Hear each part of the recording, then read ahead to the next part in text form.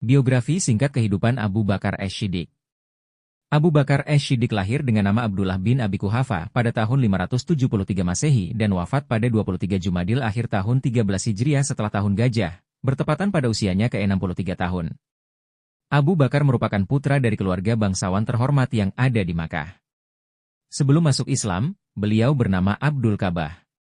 Ayahnya yang bernama Utsman bin Amir masuk Islam tepat pada peristiwa penaklukan kota Mekah, Fathu Makkah. Pada usia ke-63 tahun, Abu Bakar Ash-Shiddiq meninggal dunia karena sakit yang dideritanya.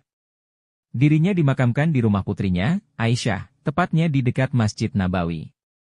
Abu Bakar disebut-sebut sebagai sosok yang selalu menemani Nabi Muhammad SAW sejak masuk Islam hingga wafat.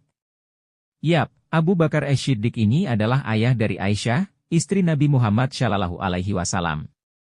Sebelum masuk Islam, namanya adalah Abdul Ka'ab yang kemudian diganti menjadi Abdullah.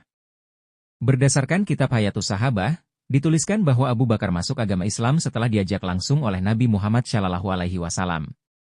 Setelah itu, Abu Bakar menjadi sosok pendakwah ajaran Islam kepada beberapa tokoh penting. Sebut saja ada Utsman bin Affan, Zubair bin Awam, Talha bin Ubaidillah, Sa'id bin Abi Waqqash, dan masih banyak lainnya.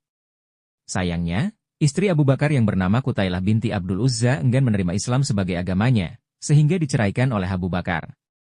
Sementara istrinya yang lain yakni Ummu Ruman, bersedia menjadi seorang muslimah.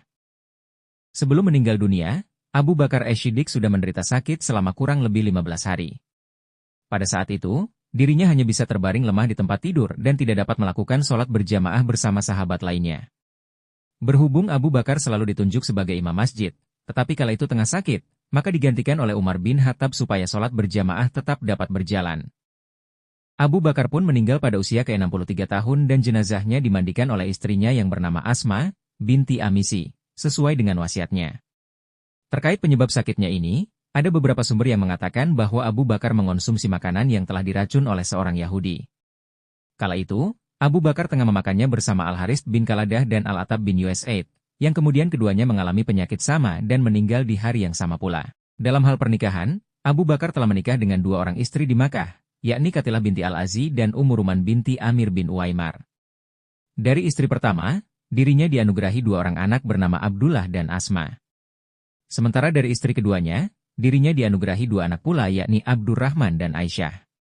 Setelah masuk Islam dan berhijrah ke Madinah, Abu Bakar menikah lagi dengan dua orang istri yakni Habibah binti Harijah dan Asma binti Umais.